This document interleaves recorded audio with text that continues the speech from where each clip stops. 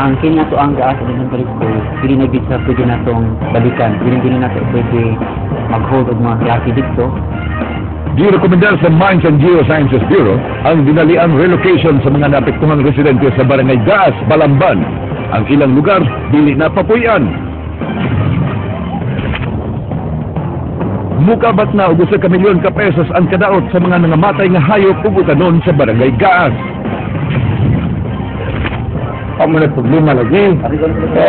Dito sir. Nagpagsanti sa kusanto. Noon. Cebu City Council gipaubos og surprise drug test sa COSAP. Mayor Michael Rama mibalibad.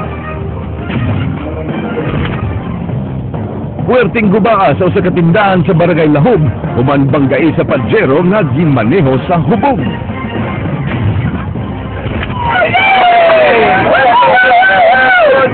Lisugdan na karong adlaw ang tulo ka adlaw nga Southern Heritage Trail sa Kapitolyo nga giapilan sa mga balikbayan.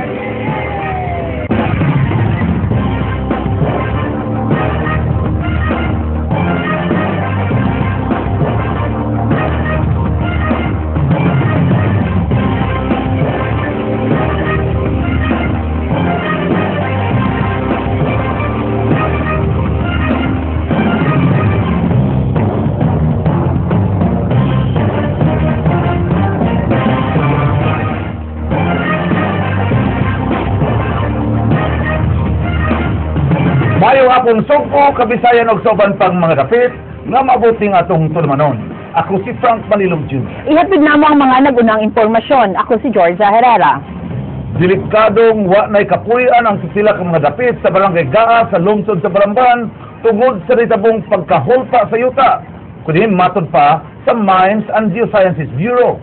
Girekomendar sa MGB-7 nga dili na papuyan ang napo ka ektaryang luna nga sakop sa Barangay Gaas, dugang sa maong buhatan nga kinahanglan dunay kabalhinan ang mga residente. Wala na maka-eskwela ang mga bata kay apektado na ang atungaan sa mga lugar. Chiki Baguio, Sugindibi. Atol sa site inspection nga gihimo sa mga eksperto sa Mines and Geosciences Bureau kagahapon didto sa Barangay Gaas, lungsod sa Balamban, ilang nakita nga delikado kaayo ang kahimtang sa mga residente sa mga lugar. Tungod sa mihulpa nga yuta nga mihatod og kadaot sa ubang panimay, peligroso na matud pa kun duna pay magpabilin sa dapit. Tungod ini, girekomendar sa MGB nga no habitation zone ug dili na pabalikon ang mulupyo sa napulo ka ektarya nga luna sa Gaas.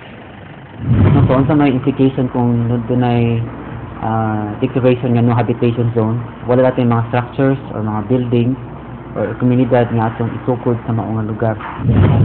Gipasabot ni Liamedo nga mamahimo orang himuon nga evacuation center ang Gaas National High School apan di mahimo nga magdugay sab sila tungod sa kahumok sa yuta sa ibabaw nga bahin. Ang elementary school kinahanglan na gayud nga ibalhin. So ang kini nato ang Gaas Elementary School, dili na gid sa pwede natong balikan. No, sa mga estudyante, dili na nato pwede mag-hold og mga klase dito. Kay tungod naagi sa direkta sa pathway sa maong landslide. Matud sa DENR nga wa sila magkuwang sa pahimangno kay duha ka higayon na sila nga mi-issue og landslide threat advisory sa Barangay Gaas. Dili pa tong assessment 2011, high ang ato ang susceptibility rating last March 2, 2011. Kunya atong gisyuhan sila og landslide threat advisory March 24, 2011. Nya doon na tayo reiteration the following year, July 31, 2012. Giangkon sa barangay nga kumpiyansa lang sila kay way kalamidad sa ilang lugar apan karon nakat-on na sila. Kini siya karon di na ginerto tagaan igo pang gamay nga lugway ato na gini nga i-kuan kining ang mga residente aduna gyud meetingon kini namo tanan ng mga residente anya among i-inform sila ang pagkahasardo sa ato ang area. Jinky Bargio, News 5. Usa ka emergency meeting ang gipahigayon sa mga department heads o opisyales sa siyudad sa Sugbo aron tukion ang kadaot sa mga barangay tungod sa sunod-sunod nga pag-uwan sa ug sa grabing kabugnaw sa panahon. Sa talaan sa Cebu City Agriculture Department, 36 na ka mga nanap ang nangamatay sa mga bukirang barangay sa Lusaran, Adlaon, Siraw, Tagbao, Taptap ug Sudlundos.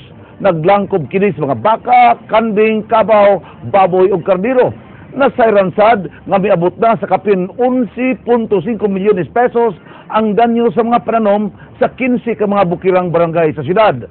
Apan bisan pa niini, si Cebu City Mayor Michael Rama nagkanayon nga dili angay maalarma dayon kay ila na karong gi-assess ang sitwasyon sa matag barangay aron mas solusyonan ang giatubang nga mga suliran.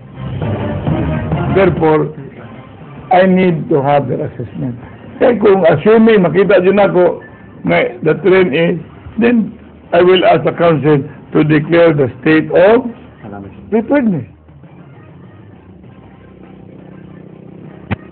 Didto sa Balamban, gawa sa mga kahayupan nga nangamatay, gikagul-an sab sa mga taga-barangay Gaas ang pagkamatay sa ilang mga utanon nga mao ilang nag-unang paginabuhian. Chinky Baguio, Suginlimi.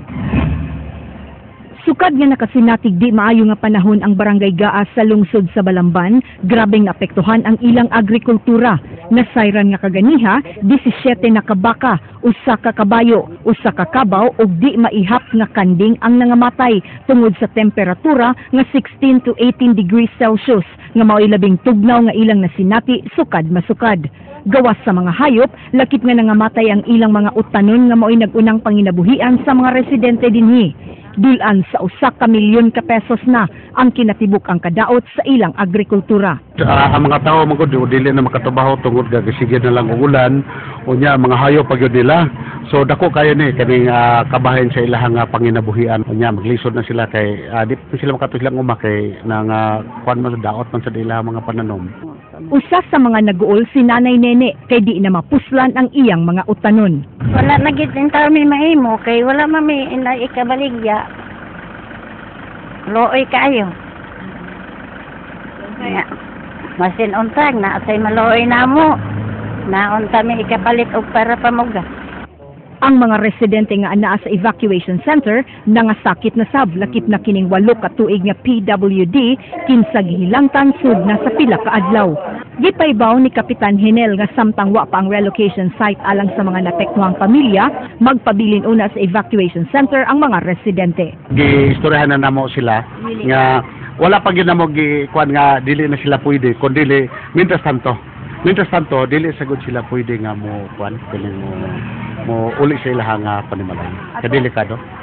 Jinky Bargio, News 5.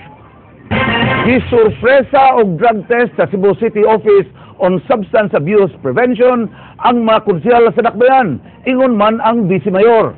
Apan si Mayor Michael Rama, mibalibad. Andrea Patenia, Suginlimi.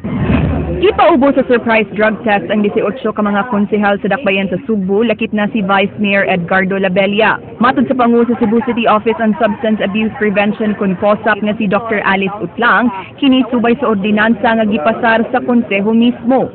Ang giingon sa resolution, all mag-una tanang employees sa City Hall pero mag-una ang city elected officials. Oh, that which includes sa Sadang Mayor. Sino may nag-request? Hindi ko na hon, share ako kanang ba example ba? Wa magduha-duha sa pagsumiti sa ilang urine samples ang mga konsehal. As far as I am concerned, I have nothing to hide. Gipahibaw ni Utlang nga aduna na sila initial results apan di nila kini mahimong ipahibaw sa publiko kay confidential kini.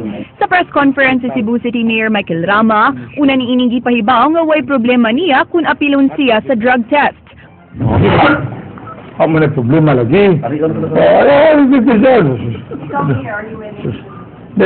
Nagpagkagti sa kusadto, karoon noon. Apan pag-abot ni Dr. Utlang, ni padayag ang mayor nga unya na siya magpa-drug test kung mahumana ang ubang empleyado sa City Hall. Matud niini nga di ang tanang kapin 5,000 ka empleyado sa City Hall ang kinahanglang ipaubo sa drug test kay magkaskas lang kuno ni og kwarta ug giingong katurang pipila ka departments labi na kadtong magtrabaho sa graveyard shift. When I say selective like DPS, but not all at DPS right away. Who should be at DPS? The one who are driving graveyard, mga siya. Naman sa iyang rason. So, dili ta. Kay, the mayor has the say. When will you plan? Siya ni, katong inikaw man, katong gusto siya nako og resulta. So, I will show results.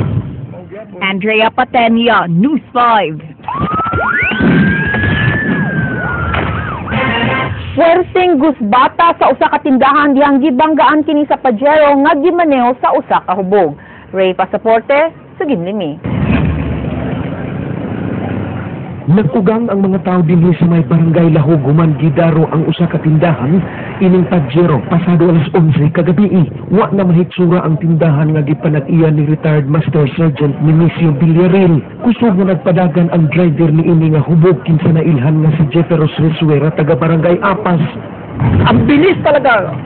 Sobra. Tapos halatang ni umapak sa brake yung kasama niya sigurado para makabig niya. Eh nakita ko tuloy-tuloy, akala ko patay ako eh. Kinabahan talaga ako. Gabi habas pagkatabo. Way tao. Wa. Dito ramang kusun, nagtanaw akong TV. Ako ramang usa. Nagtanaw akong TV, dito ramang kusun. Pag bangga, ni gawas ko niya, ni atras ni siya. Ni Messi. Ni barag si Resuera dihang ni kanaog kini sa iyang sakyanan. Diyang giduol sa mga pulis aron pabalikon sa sakyanan nagmagahit kini. Balingkod, pulis! Kada-kada, sir, pamilaw ba? Pamilaw? Ito, ako'y bala. Anong sura lang direktor ba? Ano lang? Dunay laing niabot nga pulis sa dapit nga nagpuyo dool sa naitabuan ug hitabang sa pagpasabot kang Resuera sa iyang nahimong sala ug kalapasan sa balaod sa trapiko. Apan ang iyang kauban nga si Janet Templado maoy nagpatunga. Ayaw talaga din, Mr. Guide Zoro. Ayaw